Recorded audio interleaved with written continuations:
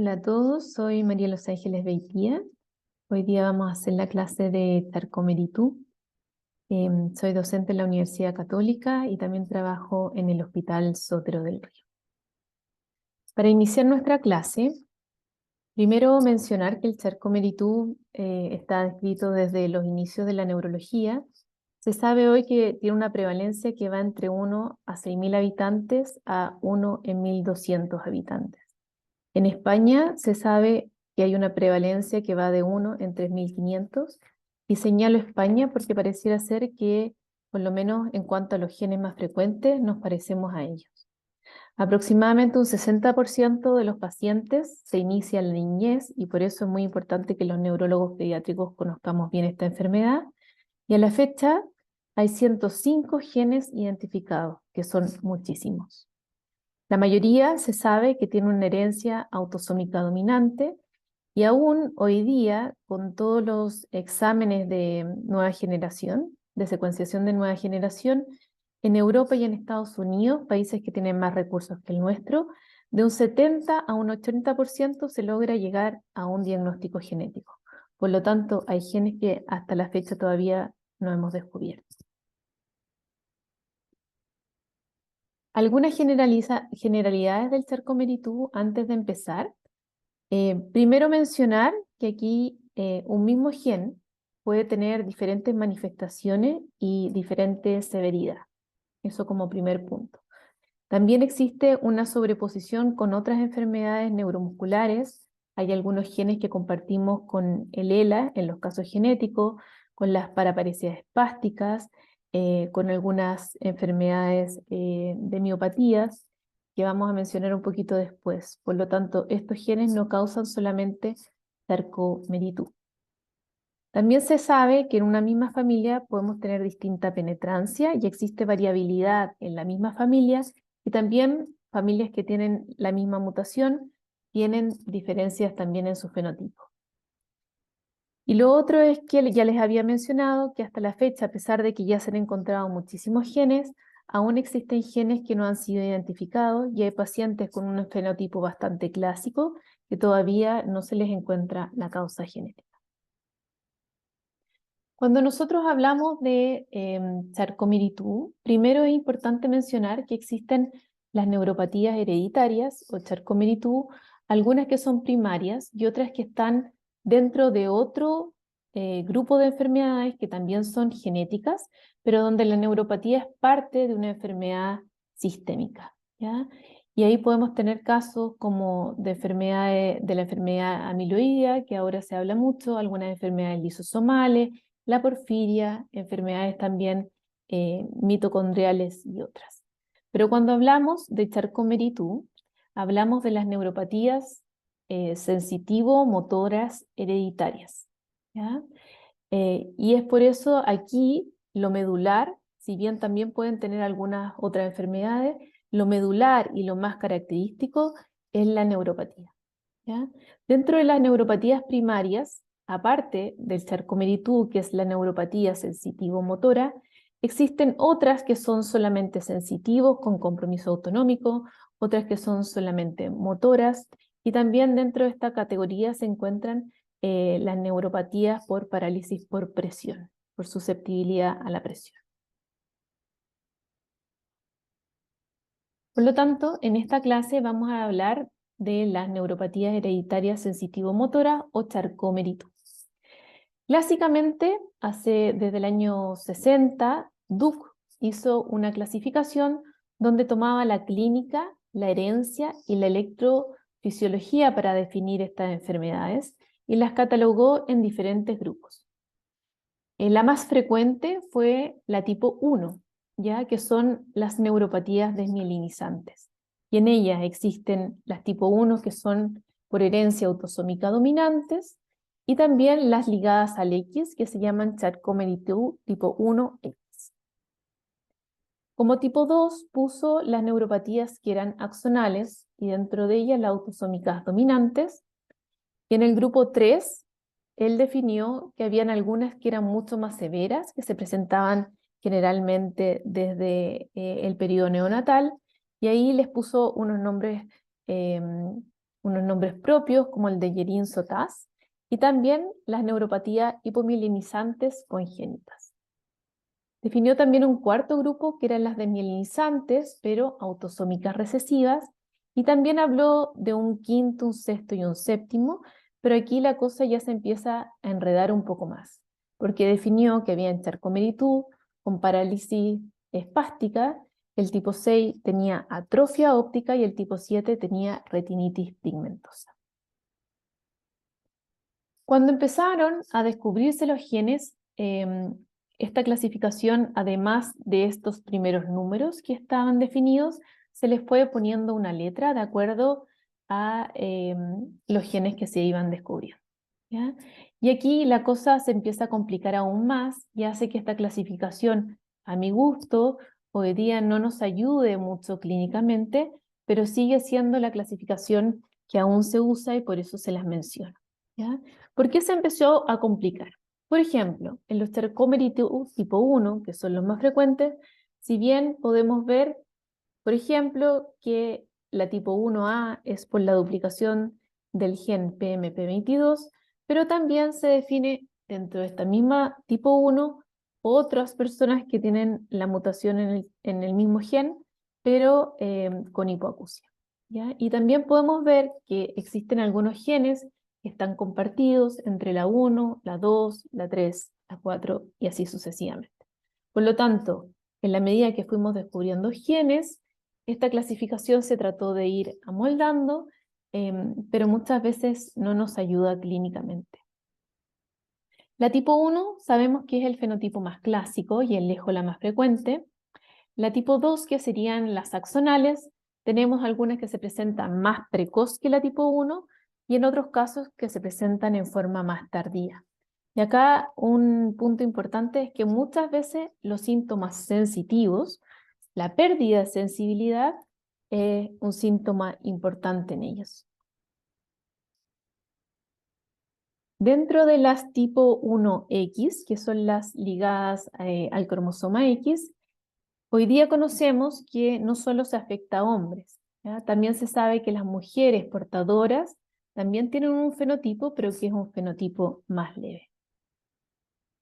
Y otro comentario que yo les había mencionado antes, que las tipos 3, que está ahí el de Guerin-Sotas, y la por hipomielinización congénita, en general se habla de tipo 3 cuando son fenotipos más graves, que se presentan dentro de los primeros días de vida, muchas veces nacen los pacientes con ella, con una artroriposis o con una hipotonía más importante.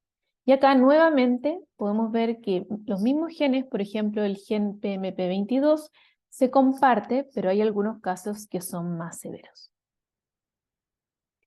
En la tipo 4, que son las desmielinizantes preautosómicas recesivas, también se han descrito algunos otros genes y también se sabe que aquí en general la clínica es más precoz y generalmente más grave.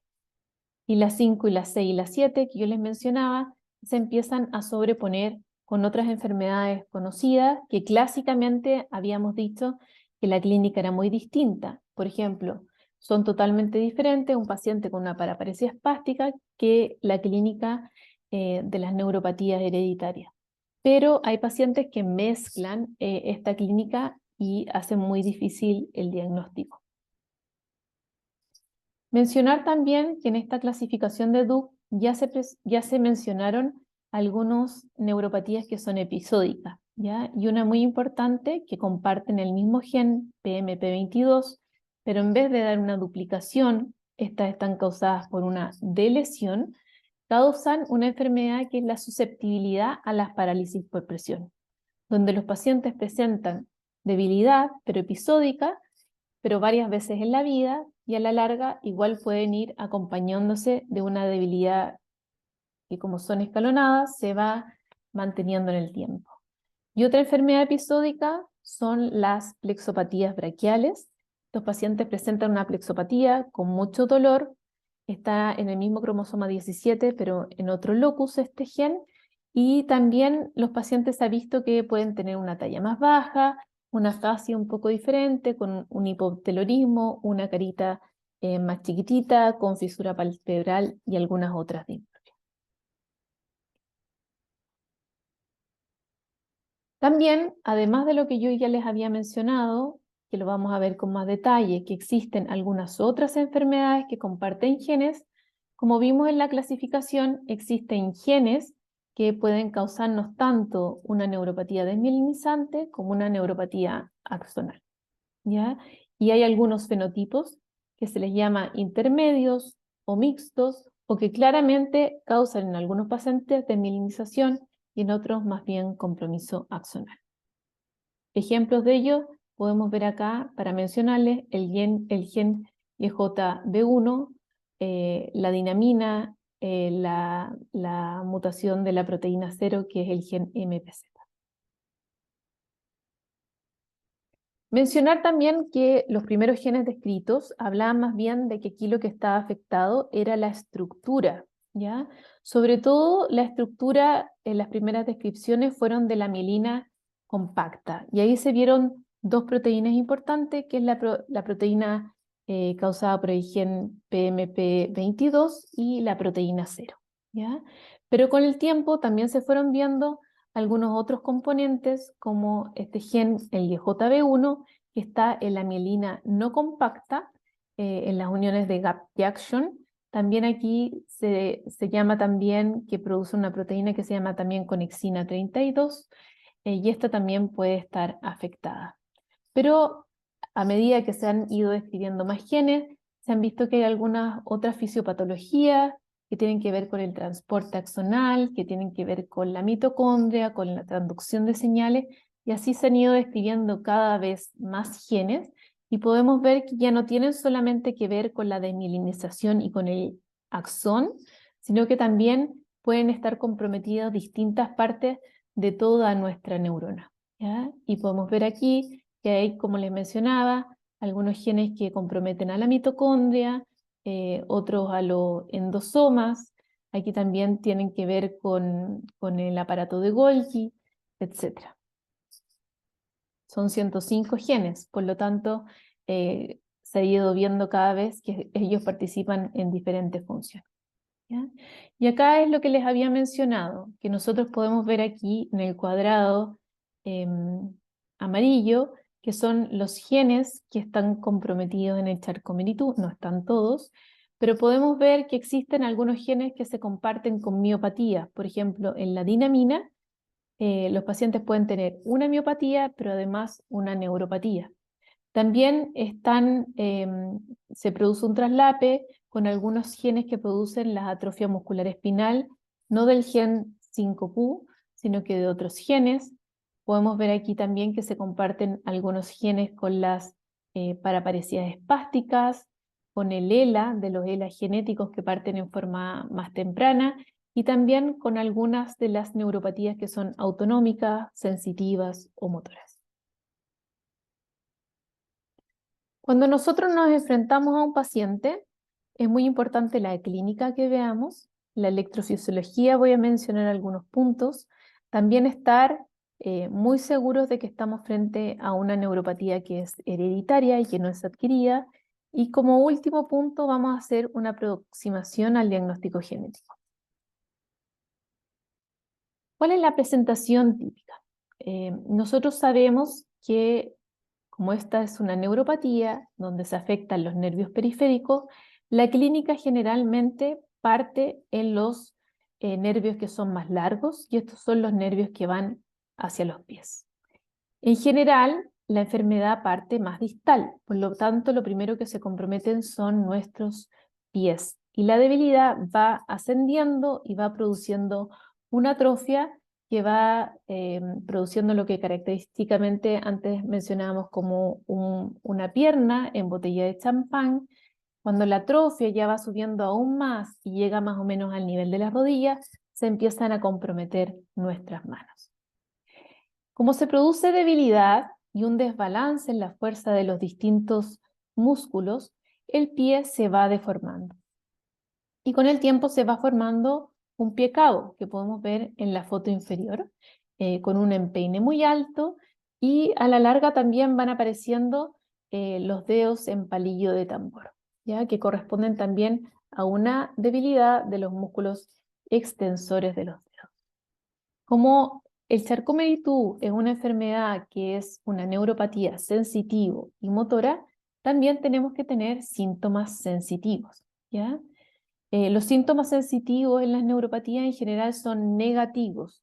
Generalmente no me producen un dolor, sino que más bien es la falta de sensibilidad, alteración en la propiocepción y a la larga esto nos da una ataxia sensitiva, ¿ya?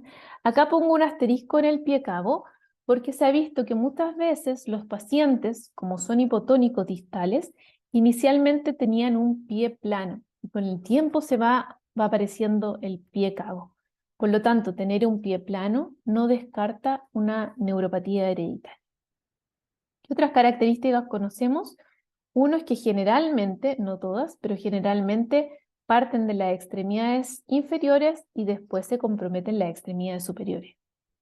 Generalmente tienen una ausencia de reflejos. Antes esto era casi, lo necesitábamos siempre para hacer el diagnóstico. Hoy día se sabe que existen algunos genes que mantienen los reflejos, ¿ya? Tenemos una marcha en Stepach, tenemos la ataxia, a la larga vamos teniendo contracturas, sobre todo de los pies, y los pacientes también pueden tener un temblor por debilidad de la musculatura. Aquí mencionar algunas características con foto.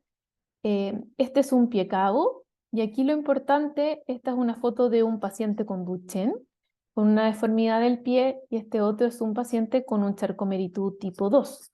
Por lo tanto, podemos ver que este pie y este pie cabo no es solo de las neuropatías hereditarias y que hay diagnósticos diferenciales, ¿ya? Este otro es un paciente que tiene una atrofia importante de las extremidades inferiores y que ya va sobre las rodillas, y cuando ya va sobre las rodillas generalmente empieza a comprometer las manos, ¿ya? Y lo que más se compromete en general son la musculatura intrínseca de las manos, los interocios, ¿ya? Podemos ver también que a la larga se va produciendo una atrofia y pueden haber sobre todo atrofia de la eminencia hipotenar y de la tenar. Y aquí a modo de resumen, lo que les fui mencionando, que son pacientes que tienen debilidad, esta debilidad causa atrofia y son de predominio distal. Tenemos que tener un compromiso sensitivo, que es distal, que lo podemos ver frente al tacto, al dolor, a la vibración. Esta alteración sensitiva nos va a dar una ataxia. También podemos tener una disminución o ausencia de los reflejos, y a la larga estos pacientes van a tener una deformidad del pie, un pie cabo, los dedos en palillo de tambor, y pueden tener también contracturas de los dedos, y algunos pacientes también se acompañan de escoliosis. Acá podemos ver una marcha en Stepach, que lo que nosotros vemos,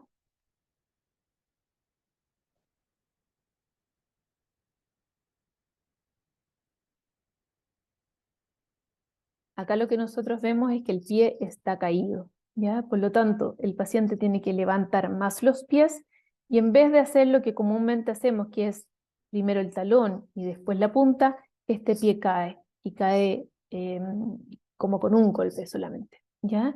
Y además, como tenemos una alteración de la propiocepción, los pacientes ven el suelo y por eso el pie choca en el suelo y es con solamente un sonido.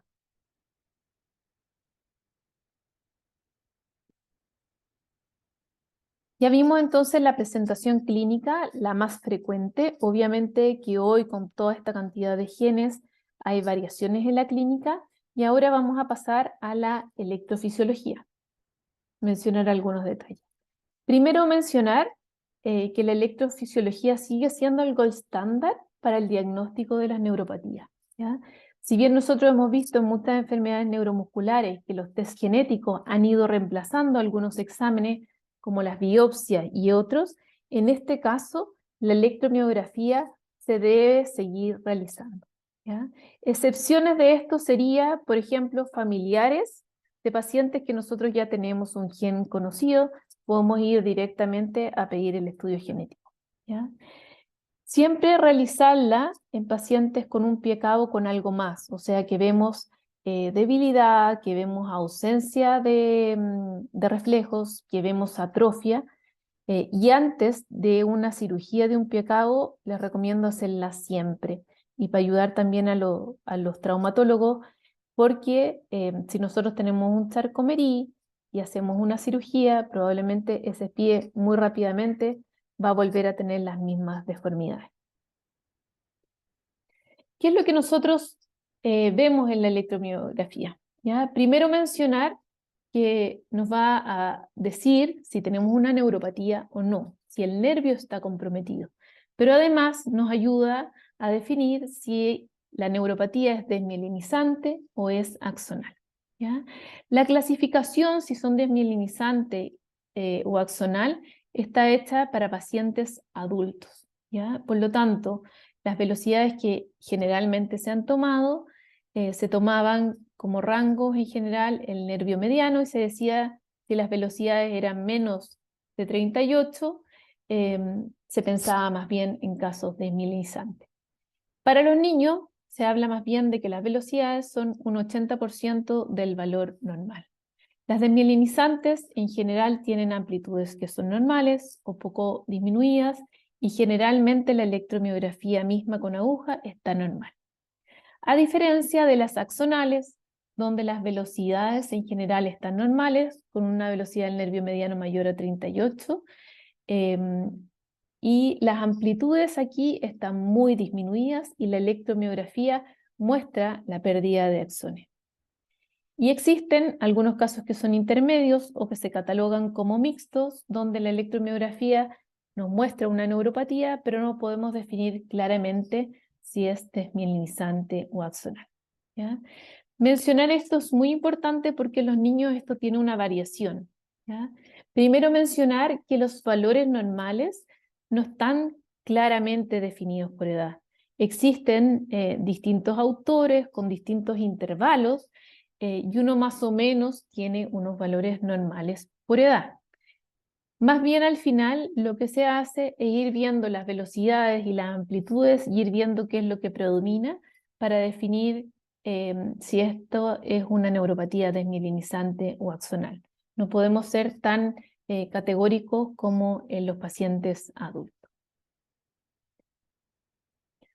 Ahora, cuando hacemos la electromiografía y las velocidades y el estudio de conducción nerviosa, esto también nos puede ayudar junto a la clínica para saber si estamos frente a una neuropatía hereditaria o estamos frente a una neuropatía adquirida.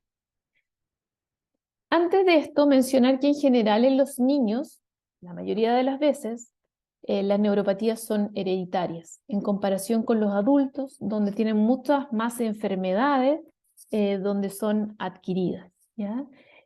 Por lo tanto, el diagnóstico diferencial en adultos es más importante que en niños. ¿Ya? Cosas importantes. Primero, hacer una buena historia familiar. Y acá no sirve solamente que nos cuenten que no tienen neuropatía, sino que aprovechar cuando van a la consulta a examinar directamente a los padres. O sea, a los padres hay que pedirles que se saquen los zapatos, mirar la forma de los pies y examinar. ¿Ya? ¿Qué cosas nos ayudan a pensar que son hereditarias? Primero, que se presenten en la infancia. Como les decía, en general, en la infancia son más bien hereditarias. Que tenga esto una progresión lenta, que no podamos definirlo así como aquí partió mi debilidad. ¿Ya? Que estén acompañadas de deformidad del pie. Tener deformidad del pie, tener ya un cabo, me habla de que esto ya lleva mucho tiempo, porque para que se produzca la deformidad por un desbalance de las fuerzas de la musculatura, esto ya tiene que llevar mucho tiempo. ¿Ya? Y lo otro que es importante en los adultos sobre todo es que los síntomas sensitivos no sean positivos, o sea, que los pacientes hay que tomar atención si el paciente más bien refiere parestesias, disestesias, eso en general habla un poco más de que la causa es adquirida. ¿Ya? Otra cosa es en la electromiografía, o sea, en la electrofisiología como tal. Es importante en las neuropatías en general, si yo tengo, por ejemplo, velocidades lentas, las tengo uniformemente lentas en todos los nervios que vayamos viendo. ¿Ya? El tener parche, el tener lentitudes que son asimétricas, tener bloqueos de conducción, me habla más de que esta es una patología adquirida.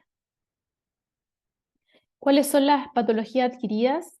Les mencionaba, hay algunas enfermedades infecciosas, por ejemplo el Lyme, que nosotros no lo tenemos, pero sí tenemos Chagas. Existen enfermedades autoinmunes como el CIDP, la vasculitis, el lupus, que también me pueden estar asociados a neuropatía, y lo que es muy frecuente es por enfermedades metabólicas como la diabetes, el hipotiroidismo en adultos. En niños esto no está descrito, sobre todo la enfermedad de Graves puede producir también una neuropatía adquirida. Nosotros en niños generalmente vemos más bien adquiridas por quimioterapia que adquiridas en pacientes críticos, ¿ya? Estas son las que nosotros vemos en general un poco más.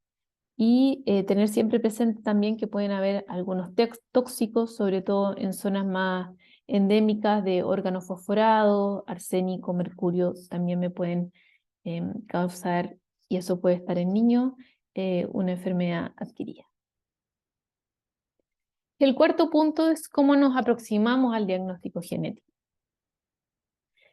Mencionarles primero que existen 4 estudios. Hay 3 grandes que son en el Reino Unido, en Estados Unidos y en Alemania.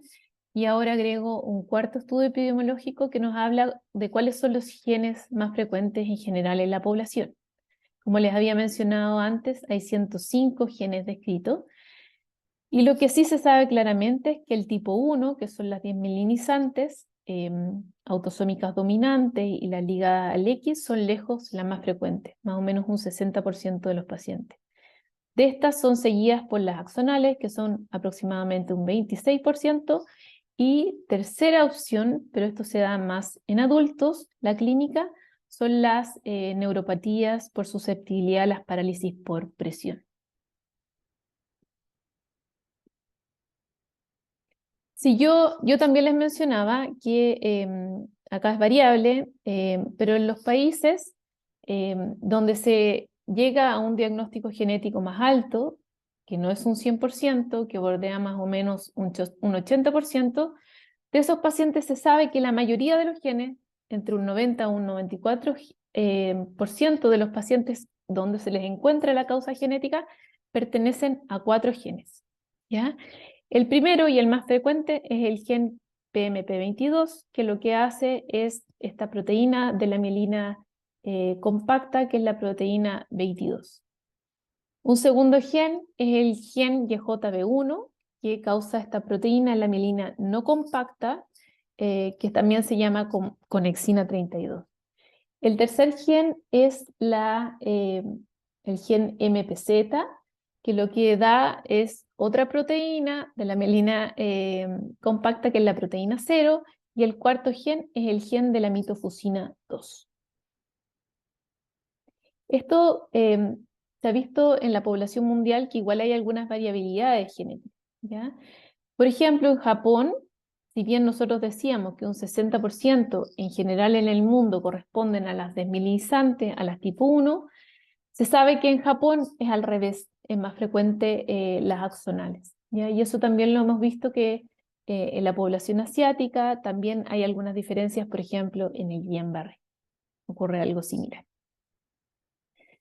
Y acá les quiero mencionar que este es el último reporte epidemiológico de una serie de pacientes del Mediterráneo, de España y algunos pacientes italianos, donde se ve acá que la frecuencia de los genes es un poquito diferente, sigue siendo mayoritario el gen PMP22, el YJB1, pero empiezan a aparecer otros genes como este, el GDAP1, nosotros lo hemos visto también en nuestra población. Y por eso les mencionaba al principio que tal vez como población somos más parecidos a España o a esta población mediterránea, por nuestra historia. ¿Ya?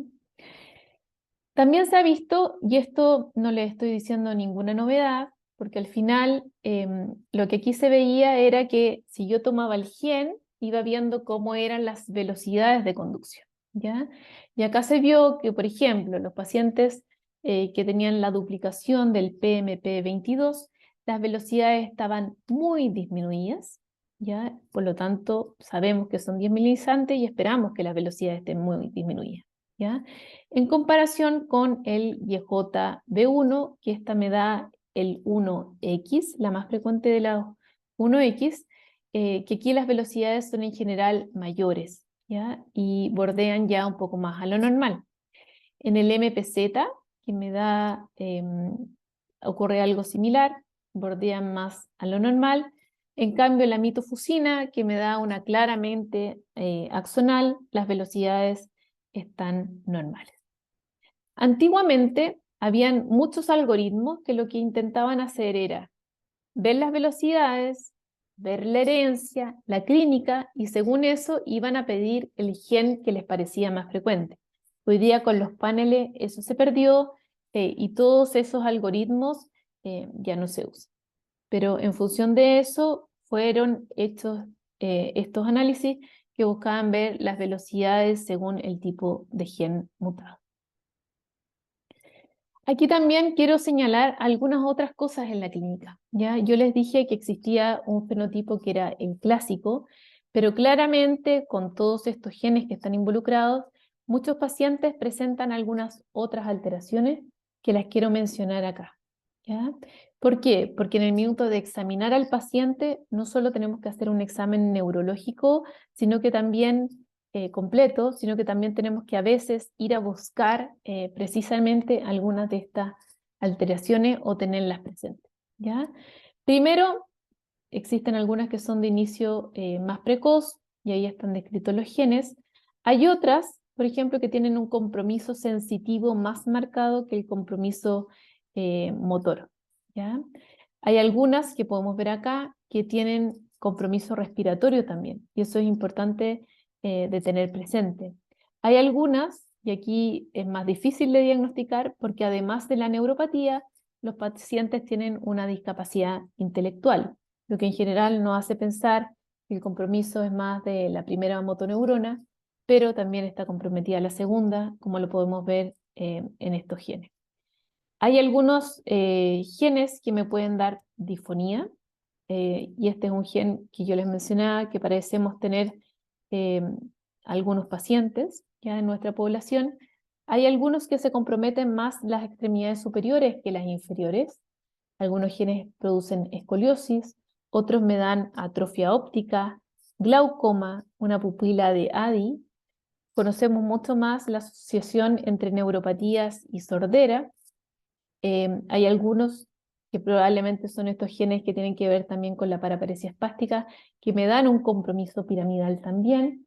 Y también hay algunos casos reportados de compromiso de la sustancia blanca, ¿ya? Y ahí pueden revisar un poco cuáles son los genes, pero es importante tener esto presente, que si bien aquí lo primordial claramente es la neuropatía, pueden haber compromisos de otros órganos también, ¿ya? O de otras partes del sistema nervioso.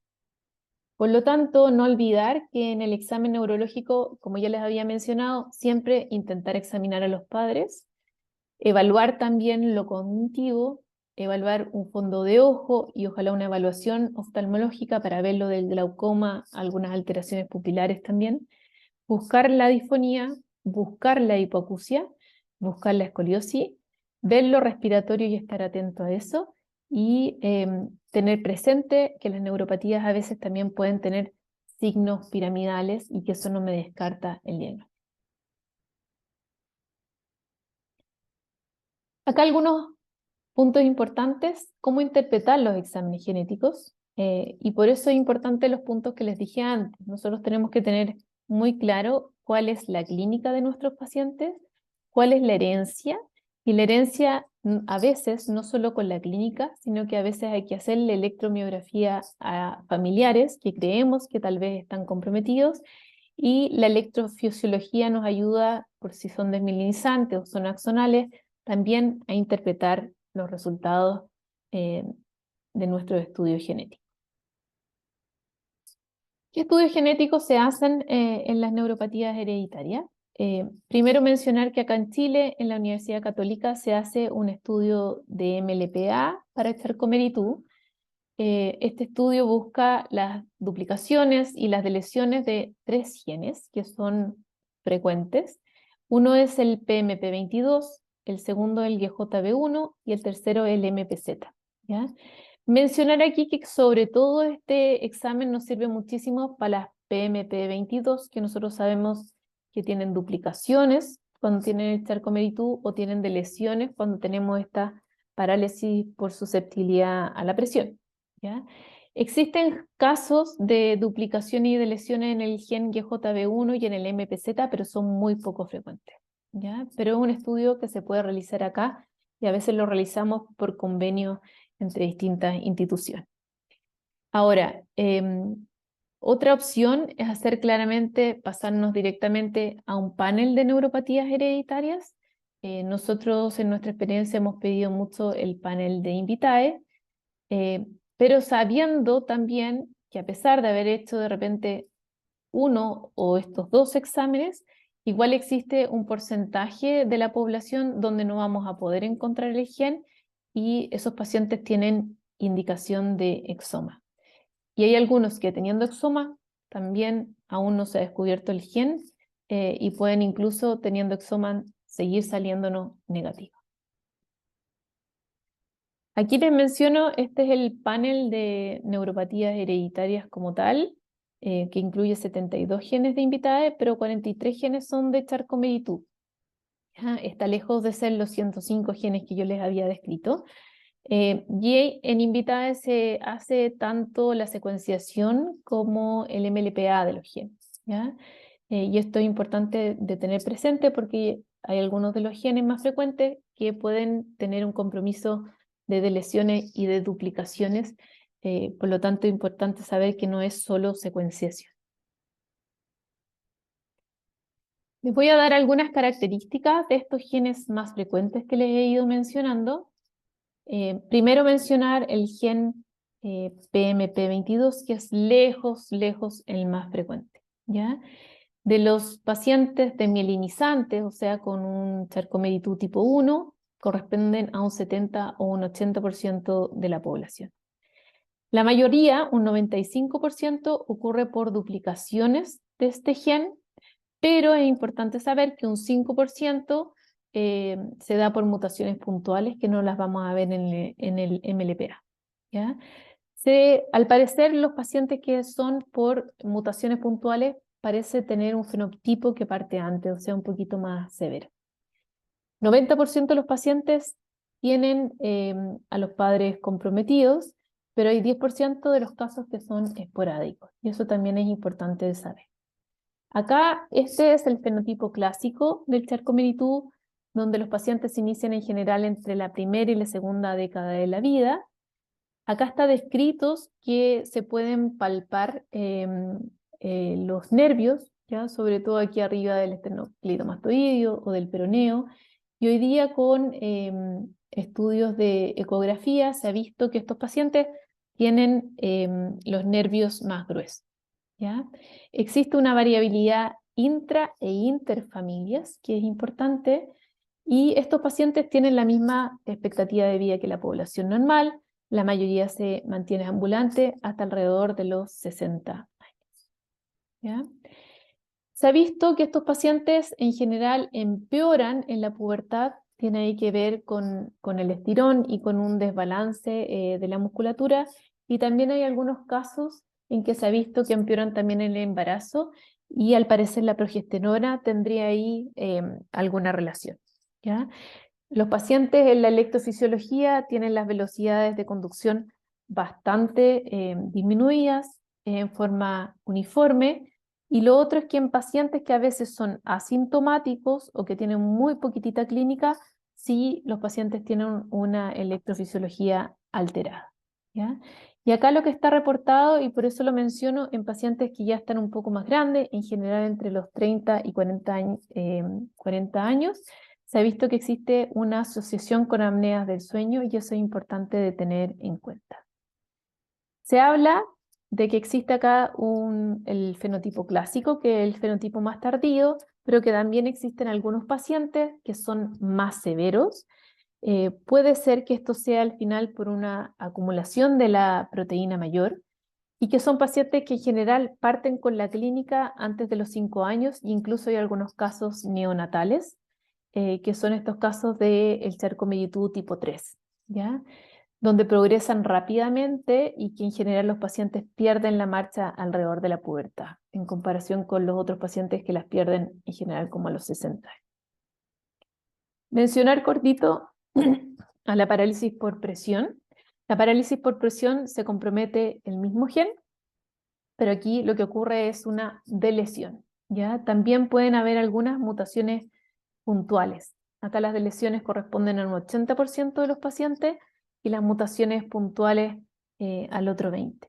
En general son autosómicas dominantes y los pacientes empiezan con la clínica generalmente entre la segunda y la tercera década de la vida, sobre todo en las áreas de compresión, que son más bien las zonas de los codos, o a veces manifiestan algunos compromisos al ir al baño.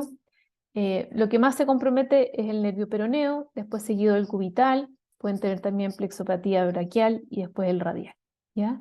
En este caso también los nervios se palpan engrosados y a la larga pueden, si bien es episódico, a la larga podemos tener un compromiso más importante. Hay algunos pacientes que también pueden tener sordera, compromiso de algunos pares craneales, también por compresión, y hay casos descritos con escoliosis. Y se ha visto que existe un polimorfismo y que hay algunos pacientes que parten más precoz, y ahí está comprometido el gen LITAF, que da un compromiso más precoz. Como los pacientes pueden tener compromiso de distintos nervios según la compresión, a veces el compromiso es desmielinizante, focales y menos uniforme, y ahí el diagnóstico diferencial es el CIDP. Otro de nuestros genes frecuentes es el gen MPZ. Es un 8% más o menos de todos los Charcot-Marie-Tooth. Acá también lo que ocurre es una sobreexpresión de la proteína, que es la proteína 0, que tiene que ver con la mielina compacta, con la adhesión de la mielina, y en general acá son más bien mutaciones puntuales. Por eso el MLPA que se realiza en Chile en estos casos sirve muy poquito, ¿ya? Acá en general tenemos que pueden causar un fenotipo desmielinizante o axonal, es más frecuente que sea desmielinizante, y en general parten también más precoz que el fenotipo típico, las velocidades también están disminuidas. Y hay pacientes también que tienen un fenotipo que es un poco más tardío, ¿ya? Acá hay pacientes, existe también un fenotipo que está asociado a temblor, a harta ataxia, y que son los casos de un nombre propio que se llama Roussy-Levy, y ahí el diagnóstico diferencial hay que tener presente con una ataxia de Friedrich, que no la vamos a poder encontrar como es por herencia por triplete, en general no la vamos a poder encontrar en estos paneles, ¿ya? Así que eso también hay que tenerlo presente. Hay algunos casos de unas pupilas tónicas y también hay algunos casos que también presentan sordera, ¿ya? Igual que el MP22 y el YJB1 que les voy a mencionar después. Otro gen que nos produce un Charcot-Marie-Tooth tipo 2, por lo que son axonales, es el gen de la mitofusina, ¿ya? Esto es más o menos un 5% del total de los Charcot-Marie-Tooth. La mayoría son autosómicas dominantes, pero también hay algunos que son recesivos. Estos pacientes en general se presentan un poquito más tardío, parten entre la segunda y la tercera década de la vida. Aquí los nervios no están engrosados y, como les decía, los axonales en general tienen un compromiso sensitivo un poco más importante. Por lo tanto, estos pacientes muchas veces terminan haciendo úlceras distales, ¿ya? Los casos recesivos de este gen tienden a tener una manifestación más precoz. El cuarto gen que vamos a mencionar es el gen YJB1, es un gen que está ligado al cromosoma X, que tiene que ver con la mielina no compactada. Se llama YJB1 porque tiene una función en el gap junction de la proteína beta 1. También esta proteína se llama conexina 32. También me puede dar aquí un fenotipo mezclado. Hay algunos casos que son desmielinizantes, pero también hay algunos casos que son axonales. Este gen a veces puede dar un compromiso asimétrico, ¿ya? Y como a veces se presenta un poco después en algunos pacientes, a veces hay que hacer un buen diagnóstico entre si esto es una neuropatía hereditaria o es una neuropatía adquirida. La mayoría de los pacientes ya tiene síntomas a los 10 años, muchos mantienen la ambulación a lo largo de la vida. Se ha visto que se afectan harto los gastrocnemios, los solios, y también pueden tener en forma precoz la eminencia tenar y hipotenar más atrófica. Acá se ha visto también que las mujeres, antes se decía que eran solamente portadoras, hoy día se saben que tienen síntomas, pero que los síntomas son más tardíos. Por lo tanto, muchas veces cuando vemos al niño, porque decíamos que la mayoría tiene síntomas alrededor de los 10 años, puede ser que esa mamá tenga 30, 40 años y que todavía la clínica no sea tan clara y categórico. Entonces hay que pensar a veces en examinarla bien y hacer una electromiografía si es que tenemos dudas, ¿ya?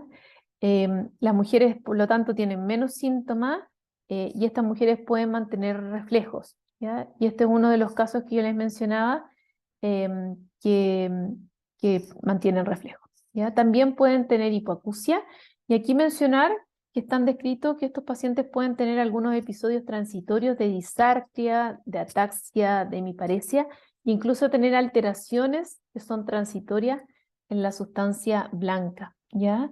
Y ahí hay que hacer a veces el diagnóstico diferencial por la clínica, como son episódicas, con esclerosis múltiple o con un edema. Acá podemos ver en azul están los hombres afectados del GJB1 y en rojo están las mujeres, y la clínica de los hombres parte en forma más precoz, en cambio la de las mujeres parte en forma más tardía. Pero a la larga, tanto hombres como mujeres están comprometidos y tienen un fenotipo de una neuropatía hereditaria.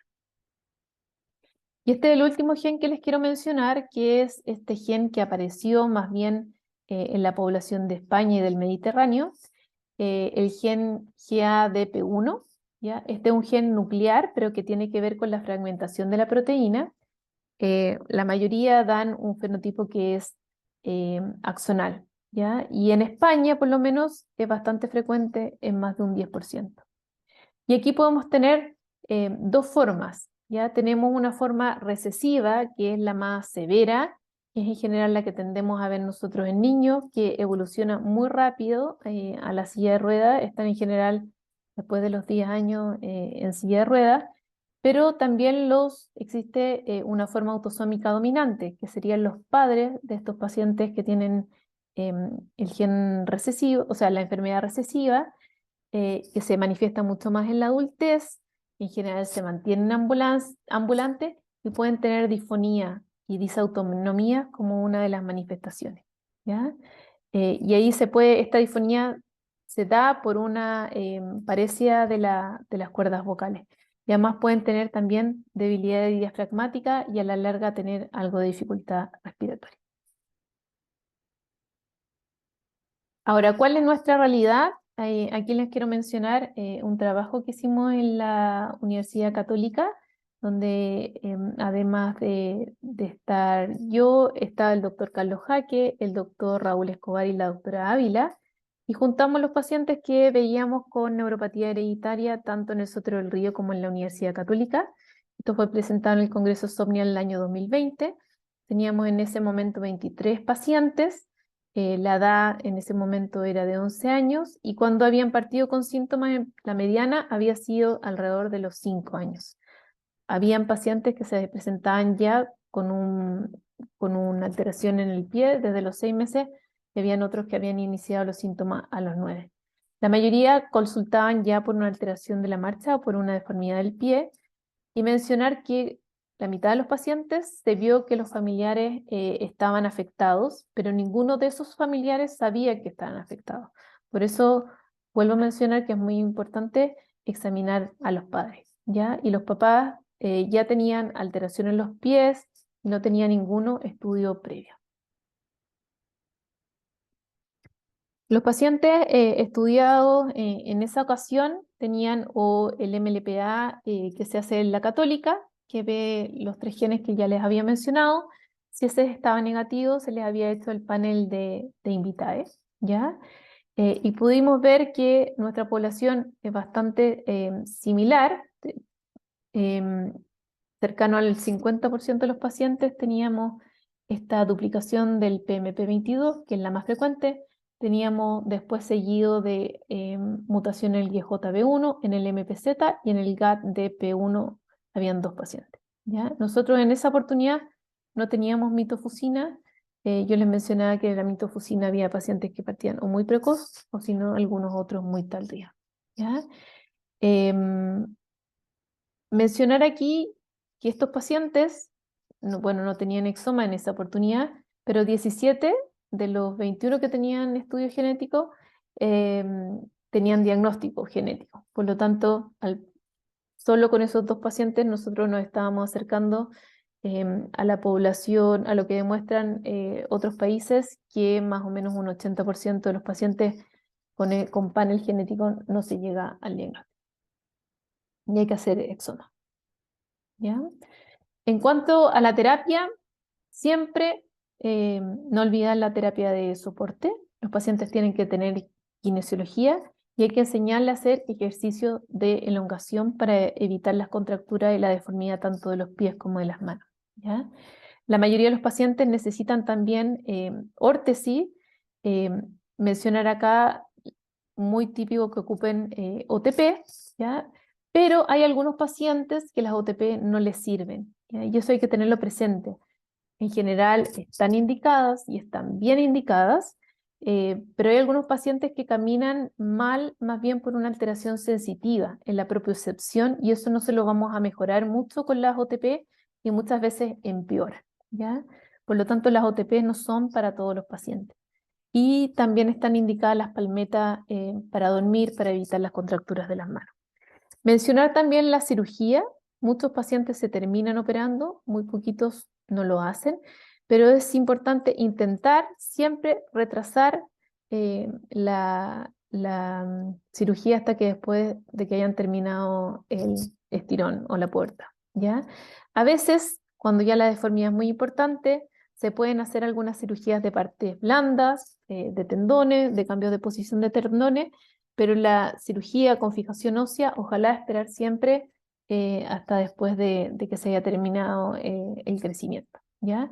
Es importante fijar los objetivos y como les mencionaba, hay que saber bien de qué cirugía estamos hablando y qué es lo que queremos lograr. Una mejor marcha, o queremos enderezar los pies, o queremos que se puedan poner zapatos en algunos casos. Em, entonces hay que tener bien claro cuál es el objetivo de la cirugía antes de decidir si es el momento. Y aquí mencionarle, existen como 2 tratamientos que están en estudio. Este estudio está un poquito más avanzado. Esta es una droga que se llama PXT3003, ¿ya? Es una droga que incluye 3 fármacos, que es el baclofeno, la naltrexona y el sorbitol. Y está hecho para los pacientes con Charcot-Marie-Tooth tipo 1A. Es un estudio que está bastante avanzado y que ha demostrado algunas mejorías, tanto clínicas como electrofisiológicas, en los pacientes, ¿ya? Se ha visto que de repente crecen los potenciales de acción, las velocidades, que caminan mejor en algunos test funcionales, ¿ya? Pero esto todavía no está aprobado. Y también se está investigando en ratones, vamos todavía, para el Charcot tipo 1A, nuevamente, un oligonucleótido antisentido para estos pacientes que tienen la duplicación del gen PMP22, para intentar silenciar alguna de estas duplicaciones para que los pacientes tengan mejor clínica, ¿ya?